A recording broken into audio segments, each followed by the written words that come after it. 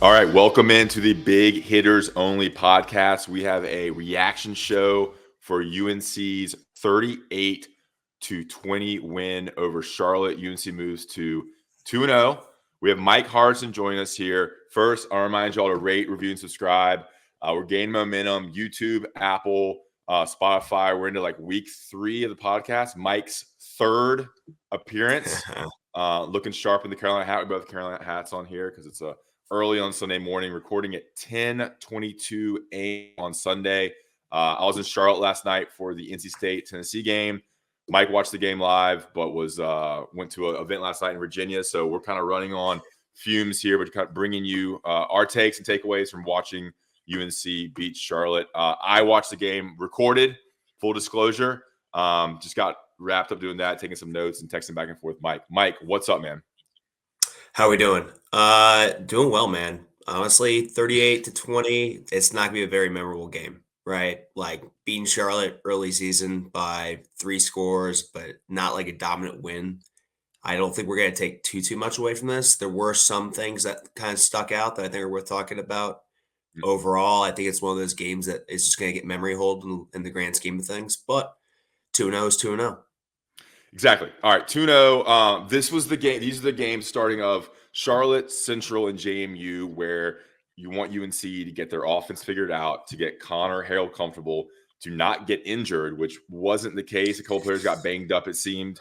And Yeah. you wanted a little more from the defense. So 38-20, it was like, was it 21-3 at some point? And then the next thing you know, it's like, they have 20. Charlotte has 20 points. You're like, God, the defense is kind of giving up a little too much than you would like. But I think UNC put the backups in. Let's get initial takeaways from your thoughts of the game. Let's go initial. Let's go general. Then we'll get into more particular aspects of the contest.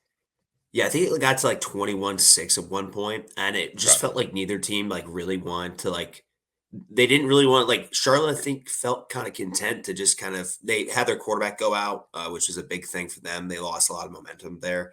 I think uh, Max Jones or something like Yeah. that was the name of the kid. Uh, when he went down, Ritzy with 2 sacks again. They kind of just lost momentum. It seemed like both teams just kind of put it in a neutral at that point, and Yeah. were kind of content to coast. I will say, like early on, I was kind of worried. Carolina wasn't like pulling away like I thought we should have from a team like of Charlotte's caliber. I thought defensively they played all right. Like from Charlotte played all right. I think overall the takeaways I have is there is some lingering issues that I think I have with the defense. I think at times the defensive line flashed and at times the secondary flashed, but it didn't really come together. Right. I don't think in any scenario we should have Charlotte winning the turnover battle against us, and they did yesterday. I really would have liked to see a takeaway from our defense. We did not get that. We did get 3 more sacks, 2 of them belonging to Javari Ritzy, so I'm high on that. But the secondary had some really misplay, like some key misplays where their wide receiver ate us up. Mm-hmm. Uh, I think moving forward against higher caliber competition, and again, we do have the stretch like you talked about, where it's Charlotte, NC Central, JMU, where we're going to be able to kind of get our feet underneath us if we continue to play all right.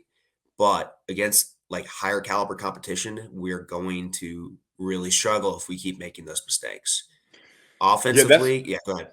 yeah. I think the mistakes is a big thing. Like some of the missed pass plays by Conner Harrell, turnovers, big gashes on defense. Like those are the mistakes you can't let happen against an ACC caliber team, and you're letting that happen against Charlotte.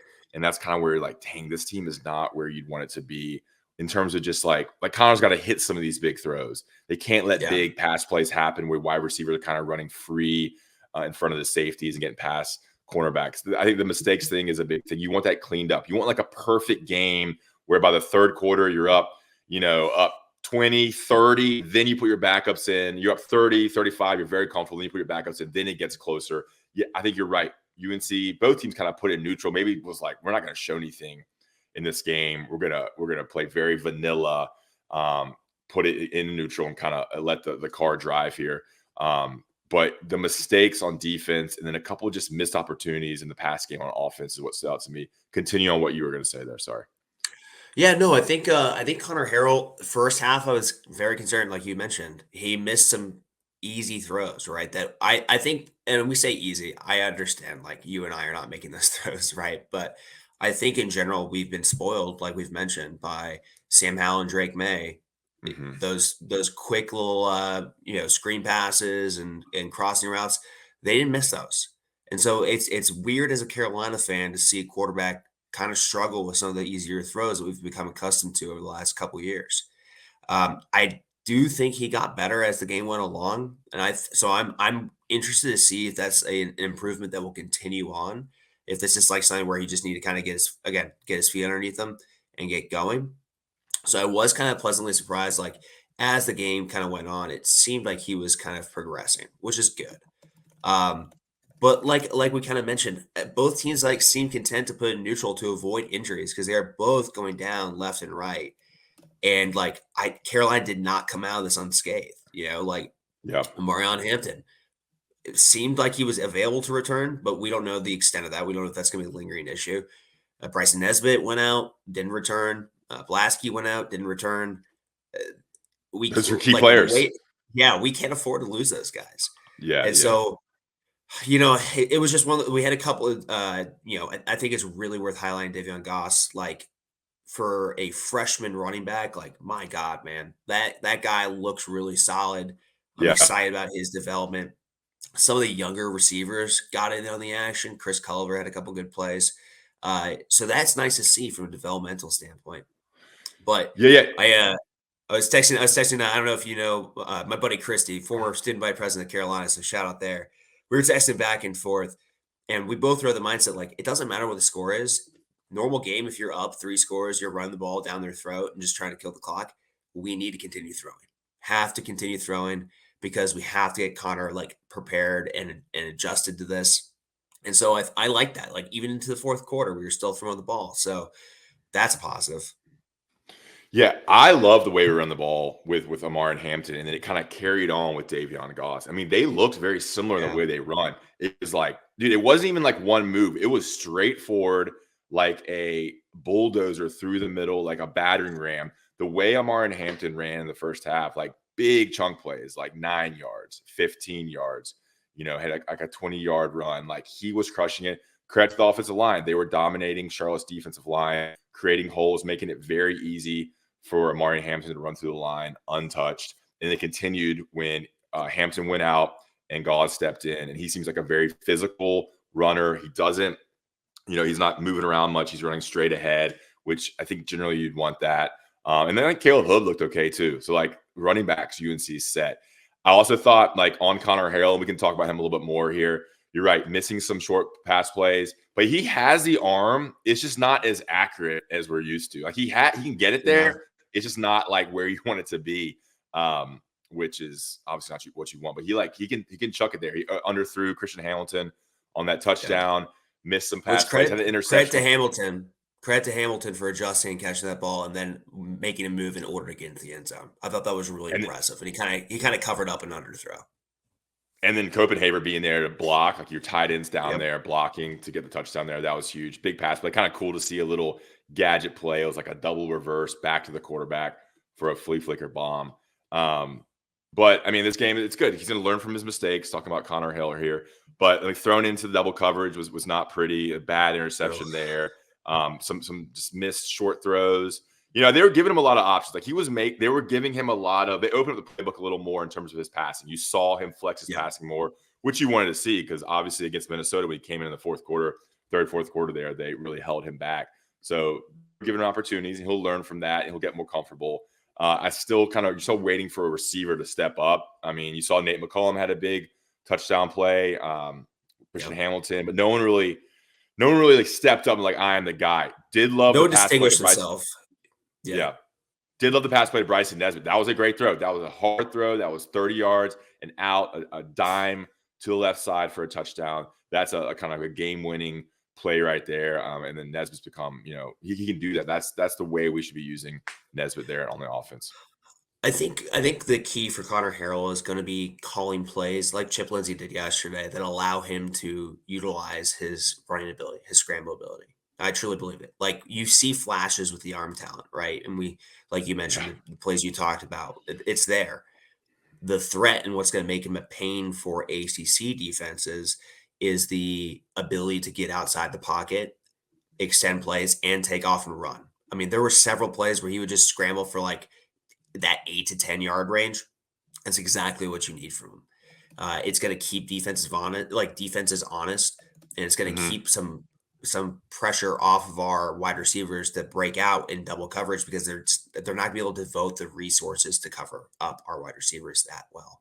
So again, I think it's really important to take away like here. I don't know how much you can take away from a game against Charlotte, right? I Yeah. think we need to just look at this as like this is us practicing, getting reps to make ourselves better. I don't know how much you can be like, oh, like this is the guy moving forward, or like we feel really strong about this guy. It's just good practice. Yeah. Um, I mean, Charlotte has like what 70 new players, I think. I Yeah, heard and they're a struggling bunch with of injuries too. yeah, So like I think at the beginning of the season they were down like 6 or 8 starters. They have yeah, 40 plus transfers, 70 new players. I mean, this is a rebuild there under Biff Poggi. Now, Poggi was not wearing the cutoff. He I know went polo. polo He went polo disappointing, shirt. right? Is that Yeah, normal? Was he like, no, I'm I in don't Chapel think Hill, I got to so. wear a striped polo? Yeah, I'm in the wine and cheese crowd. I need to fit in. Yeah, No, I don't know. I was kind of disappointed. I'm in a UNC group chat, and we were all kind of expecting something else. So yeah. little bummed out seeing the polo. I know. Okay, let's go through some stats here. See if it kind of Yeah, this opens up any conversation here. Conner Harrell was 16 for 25 for 219 yards, 2 touchdowns, interception. Like those are game winning stats, maybe game manager stats there. yeah, But 1 touchdown on the ground as well. So he was 9 rushes for 39 yards and 1 yeah, touchdown. I mean, he needs to flex the running game. That has to be part of his game. You saw him with the read option when he pitched it to Omarion. Omarion had to go behind his back to kind of catch yeah, it for, I think, a first down that one. Rushing stats, Davion Gause, 16 attempts for 105 yards, 1 touchdown. This is a true freshman. Omarion Hampton, 11 attempts for 77 yards. That is 7 yards per carry. You will take that. And yeah, then, catch-wise, Bryson Nesbitt, 3 catches. Hood, 3 catches. J.J. Jones, 2. Culver, 2. Copenhaver, 2. And then a bunch of guys with 1. They obviously spread the ball around a lot. Charlotte passed the ball for 309 yards, but they only rushed the ball for 49. I mean, that's what you want to do. They obviously made Charlotte one-dimensional, forced them to pass the ball, and held them in check in the run game. This is back-to-back games. UNC's run defense being very stout, holding yeah. teams to what? What did they hold Minnesota to? Under 100, right? They did. Yeah. So Yeah, I mean, but that's again, impressive. Minnesota's out there starting running back, right? And Yeah. the challenging thing for me, and I think spotlighting the passing yards is kind of key here. The challenging thing for me is like you see flashes from the secondary where you're like, okay, this person's like an elite talent, right? You see flashes from Marcus Allen, from Caleb Cost, but then the next play they give up a big play, right? So like for me, it's about developing consistency in the secondary, right? The talent is there, the athleticism is there. It is just the ability to play that through all 3 or 4 downs. And like there were a couple times yesterday where like they held them and then they got through 3 downs, but it was close enough. They went for it on 4th and they got it. And that's like I think that's the tipping point for a team against Charlotte, where it's like between a forgettable win and a really dominant win is the Yeah. ability to kind of put them away when you need to. Go ahead. Yeah, and I'll add to that, like, I'm sure the coaching staff is like, that Yeah. performance on defense in the secondary, the missed tackles is not good enough to win against the JMU, against Duke. Duke wins at Northwestern, got a big win. Like the ACC games, it's gonna be tough. You can't make the mistakes they had. Some missed tackles, some bad angles. You see flashes though, like you see Caleb Cost make a physical tackle from the Huge defensive back tackle. position, which you love to see, and he gives them a big pass play. Very next You play. see, Yeah. yeah, you see Amari Campbell with like a chase down, tackle for a loss, or a sack. Like, damn, he is Sack. Yeah. fast. And then he Or takes no, it's a a bad TFL. Yeah. angle. Yeah, these are all running together. But then he took a bad angle on a play that gave a bunch of yards. Jawari Ritzie is putting together in 2 games, sample size, an all ACC type season so far. You love to see Yeah. that. You're seeing, like you said, the stout running game, which is great. But yeah, the secondary needs a lockdown. But it is good to make a team one-dimensional. Like if you can stop a team from running the Yes. ball, you're going to win a lot of games that way, forcing them into 3rd and long, 2nd and long, 4th and long. So that was good to see as well. Let me see any other stats that jump off the page here. Let's see. First downs, third downs. UNC was 6 for 11 on third down. Charlotte 2 for 14 on third down. That's a great defensive stat for the Tar Heels. UNC only punted twice. You like to see that as well. You had Noah Burnett miss a field goal, right? Yeah, 50 yards. Yep, that was one of the last plays I watched. Let's go some tackles here. Amari Campbell, 7 total tackles. Marcus Allen, 7 total tackles. Lane, 6. Evans, 4. And Huzzy, 4. Huzzy had that nice little sack on the quarterback that was called back in the first quarter. I mean, they're obviously bringing some heat there with the Minnesota Mayhem. The pressure's nice. Yeah. I mean, they're bringing it. And you like to see that because it forces – you want to put them behind the chains. You want to get them in second, third, and long, and then make plays. Bo Atkinson had that. It was a 4th down play early in the first half. I'm really only focusing on the first half because that was when Charlotte felt like had at least some strength, had their starting quarterback. The second half, again, I think both teams kind of parked the bus and just sat there and were content. First half, though, Bo Atkinson had this great rush on the quarterback on 4th down. Felt like it was close to a sack or a throwaway. But that was the Caleb Gause giving up that huge 4th down pass. And so for me, it's just there are times when it feels like the defensive line is really bringing it and right on that precipice of taking that next step to, as a team. And then the secondary gives up a huge play and vice versa. So it really, for me, is about both sides of the defense kind of coming together and playing complementary football. So I think that we've talked enough. We need to talk about this game. We're up 16 minutes in the podcast. We're just listing plays. Oh, dude, do you remember that when this guy did that? That was sick. Yeah. Oh, that sucked. I made a bunch of notes here. I kind of touched them all. Elijah Huzzy, Kobe Paysauer, Martin Hampton looked great. Austin Blaski went out. Nesbitt's big play. So Justin Olsen for Charlotte running free with a catch. That's kind of cool to see. A former Tar Heel, Caleb Gause, Amari Campbell, Biff Poggi in a collared shirt. I just made a bunch of notes here. Cool. That's it. All right. UNC takes on Central next week. What time is that game? I'm not sure. I'm going to look at it right now. This is just podcasting, baby. It's Sunday. Let's see. Week 3. Week 3 ACC. It is a 6 p.m. kickoff on ACC Extra, ESPN Plus. Wow. So it is not even on the ACC network. So that might be. I'm gonna be in Charleston, Folly Beach. So might not be watching that live, but hopefully I can catch a replay. UNC versus NC Central, 6 p.m. in Chapel Hill. The weather right now is set for 77 degrees. Tickets as low as $17. That's a game. You take the whole family. You bring all the kids. You bring aunts, uncles, all this stuff. It's got a Verizon pop up. All right, let's get through the slate of college football. This is, I love doing this Sunday morning, dude. Even Saturday night, I'm just reading through Twitter, looking at all the scores, going through all the different scores, who lost, what I miss. Yeah. ESPN, watching the different SEC network, ACC network. I love Saturday night late and then Sunday mornings. What did I miss? The big stuff here. I'm getting tons of pop-ups on my ESPN. All right, let's go top 25. Let's go from the beginning. Gotta start with Notre Dame. Gotta start with Notre Dame. Sure, yeah. Notre Dame, number 5, loses to Mac Power, Northern Illinois in South Bend. We don't need to talk about a lot, but what a freaking loss. 16-14.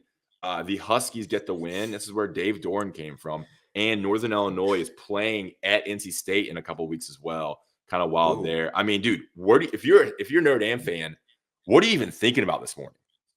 You're probably wondering if Freeman's the guy, right? Yeah.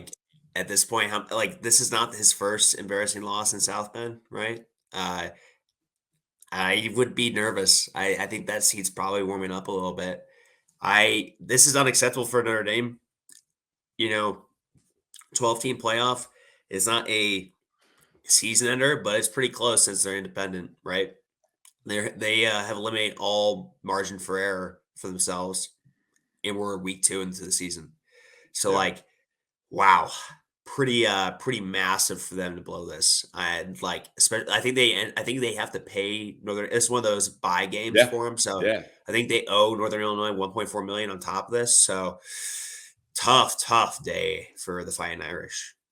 Yeah, I mean, imagine just, you bring your family to that game, you're expecting a nice day in South Bend, and like, dude, fourth quarter, tight butthole, Northern losing to Northern Illinois, trailing there. They miss a field goal. Attempted a 62. 62-yard field goal. What are you thinking? Yeah. I mean, what do What are you you do? What run? thinking? Just a run like a trick play there at the end? I Um, would throw a quick slant, try to get at least another 5 yards, and then quick timeout. yeah, yeah. You had a timeout? I mean, dude, Mm. 1-1 Notre Dame fall. I think it's the first time a MAC team has beaten a top 5 team ever. So 51, Oh 1 in my god. 51 against the MAC. I mean, it's huge, man. So coming from Eastern Michigan, like I worked for a MAC team last year, and like, dude, the resources and fan support for these teams is like Notre Dame has unlimited resources for football. I mean, up there with the They had the SEC and the Catholic Big Ten. Church. Yeah, that's funny. Like, And it's crazy the differences in fan support and funding and NIL. Like no one on Northern Illinois' roster sniffed a Notre Dame offer. And a lot of them are from that same area: Illinois, Indiana, Michigan, Wisconsin. It's a Midwest school, and to go in and beat the Catholic powerhouse Notre Dame, what a big win. All right, I have my did you eyes watch on. real quick, did you watch the head coach give the interview for Northern Illinois after the I game? didn't. I didn't. It was, yeah, Hammock, I think his last name is, like, incredible interview. Highly recommend if you're listening to this, look it up afterwards. I mean, like, just the guy is like on the verge of tears talking about how much he believes his team. Really, that's like why you love college football, is moments like that. Highly recommend you check out the post game interview. Yeah, and like he has more chances to take down a Power 5, and then he'll be the next hot coach to get Yeah. hired to a Power 4 team. All right, I had my eyes on Texas at Michigan Yep. in Ann Arbor. Obviously, lived in Ann Arbor last year, so I was in that building a couple times. It was cool to kind of see there. Game day was there. Barstool's show was there. Fox's big noon show was there. I watched most of the game. I bet that game. I bet the over, and I took Texas minus 6.5, I think. And dude, Texas dominated. I think they're going to be there at the very end of the season. Quinn Ewers is a Heisman candidate. He kind of announced himself. I mean, obviously he's a big name. He was a big time player last year, but Quinn Ewers kind of moved himself into Heisman contention on the road at Michigan. Michigan doesn't have it offensively this year. They had trouble moving the ball, a couple turnovers, and the game was over. I mean, this was a much bigger beatdown than 31-12. Did you watch it, have eyes on it or anything? I did, yeah. So Laura's sister and her sister's partner both went to Michigan. So my fiance's family is very they're go blue, but they're also Carolina fans. So split loyalties in the house. I was cheering for Michigan, but I also bet Texas minus 6.5. I think Okay. everyone kind of knew coming into the game that I think all Michigan fans kind of had a feeling that this wasn't going to go well for him, especially after the game against Fresno State last week. As I was texting in the little family group chat, the year after you win a title, it's all gravy, right? Like Yeah. the banner's there, the trophy's there. I think they all knew offensively they just weren't the same team. You lose Blake Corum, you lose your JJ quarterback, like McCarthy. JJ Yeah. McCarthy. You're gonna lose a little bit of momentum on that angle. Texas looks really good, man. Like Texas and Miami being back in the same year, I think it's good for college football, and I do believe Miami's back. I think, man, Texas, like they have all the resources. They have the That recruiting offensive line is base. incredible. That Yeah. offensive line for Texas is incredible. And they have the pick of their quarterback every year. They can get a stud quarterback. Like it is the, Lone Star State, Longhorns, capital of Yep. Texas. Like and now they're in the SEC. They're playing these big games. Like I think Texas has a chance to get really, really, really good in the next couple of years and become back. Texas is back kind of as a joke, but like they have all the potential in the world right now. And they have a stud quarterback. And if you have a quarterback in college football, I'll take you very far. So eyes on Texas here. All right. I think the next biggest game was obviously Tennessee, NC State. When you talk about like ranked teams, Love I was that. there. I was in the building. What was it like? Tell Tailgated me. yeah. I'll break it down here. So I have this.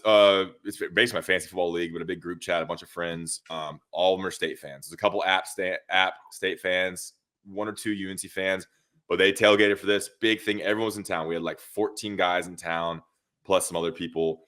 So we're tailgating. Dude, the vibes were immaculate. Like so many Tennessee and State fans were there. Around Bank of America Stadium was awesome. Two big kind of rabid football fan bases, both close. It's like 2.5 hour drive for State. Probably 4 or 5 hours for Knoxville. So it was an awesome college football atmosphere. Pretty packed in Bank of America Stadium. Walked in the press box. got my my press pass. I'm eating like 2 plates of mac and cheese and barbecue chicken and pulled pork. They have soft serve there. Soft serve and Make America was so good. Anyway, game starts. And like, it's, you're like, all right, I think State fans kind of knew it. They kind of knew like this is going to be an uphill battle. The spread moved to like 10 points. I got it at 7.5. And, it was close there for like the first 5 to 8 minutes. You're like, all right, you're kind of like, all right, State's kind of still in it. And then they missed some opportunities there. And Tennessee had that pick 6. Yep. And like they were scoring touchdowns. The State was settling or not capitalizing their red zone. And then, man, it got ugly very quick. It was by halftime, it was over. And then Tennessee drove down in the third quarter for a touchdown on their first possession, third quarter. And it was done by then. It was over in the first half. Like they were just dominant. And my whole take now about Tennessee, the final was 51-10. It was over by the first half.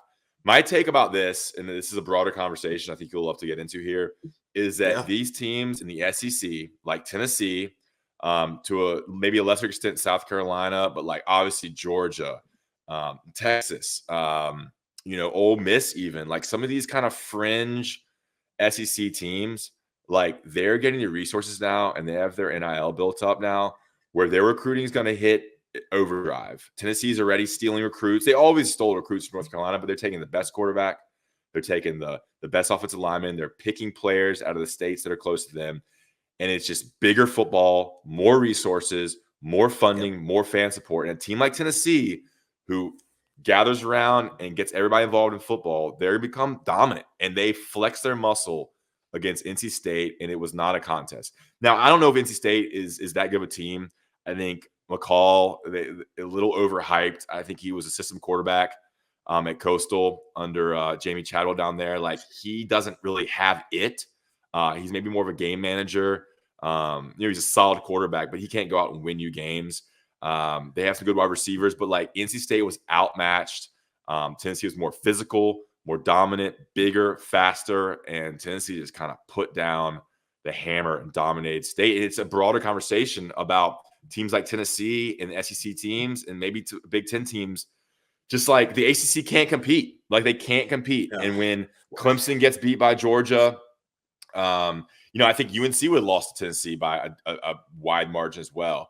And like maybe ACC's best team, Clemson, Florida State, whatever, NC State, Virginia Tech, like getting beat by SEC schools handily kind of shows you what we thought, that the separation between those two conferences is big right now, and it's only going to get bigger as more funds and more NIL and more fan support goes to these programs. And I think that's kind of this game last night in Charlotte, 51-10, Tennessee dominates State, is a small snapshot of what we're going to see every year. And it's going to get wider and wider unless something happens in the ACC with those power programs. No, I think you're right? Like, one, I didn't get the chance to watch the game. I saw it on the bar briefly. I did check the score this morning and kind of laughed. Yeah. I think it's one of those games. I think NC State fans after last year, I think the rational ones, were very much like, hey, this was a good season. We got to move on. There was definitely, especially after the Final Four run in basketball for them, a lot of feeling themselves like NC State's established themselves as a dominant program. And so I'm never going to laugh, or I'm never going to not love, a team getting blown out by 41 in prime time. Right. But I think the larger point you're making is a very salient one. And I think it's worth talking about, which is that like when you're getting all this television money, you don't have to devote the resources to other projects that might take up away from your NIL. And moving forward, the bottom half of the SEC, the ACC can compete with. And we've seen that, right? We've seen good games between the bottom dwellers of the SEC. So it's not like it's like across the board, all teams in the SEC are just dominant comparatively to the ACC, right? But you have that upper echelon of the SEC that is just going to really, really destroy us and destroy everyone from the ACC minus maybe Miami, who I think would still lose because they have these resources. And, if you weren't a ACC team that valued football, that was thinking about leaving before this season. I think this season is just a reinforcement of that, right? Like, I think this season we've seen time and time again that, like, you need to make a move very soon. I don't think the ACC is long for the world. I think we've seen like how they wanted, how FSU and Clemson want to leave after this summer and weren't able to. Mhm. But let's see where we're at a year from now or 2 years from now when this continues. And I just don't think it's sustainable with the contracts the way they are. Yeah. I talked to a buddy who doesn't watch any college football. He's an NFL guy, and he's like, "Dude, State Tennessee, that game was awful. Like 51-10, it was over in the second quarter." And it's like, yeah, man, it's like, dude, these are both two ranked teams. You're like, oh, it's gonna be an awesome matchup. On paper, you're like, if you don't watch college football, you see State Tennessee 14 versus 24. It's like gonna be a great game. This will be a great game. It's like, no, Yeah. the difference in these top 10 teams, these brand name programs right now, if you don't have a quarterback or like, it's huge. But then you do have Northern Illinois go into Notre Dame and win. So it kind of makes you question some things. That's the beauty of college football, is a game like that. But I think like that's what kind of sucks about college football now, is that you can pick your roster, you can pay for your roster, you can get transfers in by paying for them. And so those with the most money are going to have all the good players and eventually widen the gap.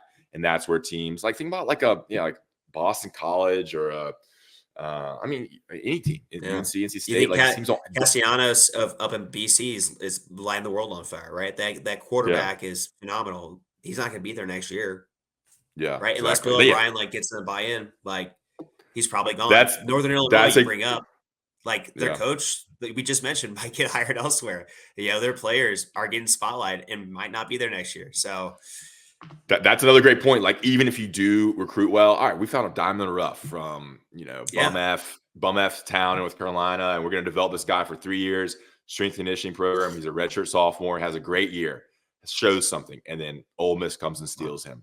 Texas comes and steals him, offers, $500K, which is life-changing money for a college student and for his family. So even if you do recruit well and develop well, those players will be gone unless you're selling that education, or if they don't need the money, or if they see a route to the NFL that, Drake May was like, look, I'm gonna be in the NFL next year. Like, I went to school here, or my family went to school here. Like, I don't need the money as well. I can get paid a little bit. And 1 year I'm in the NFL.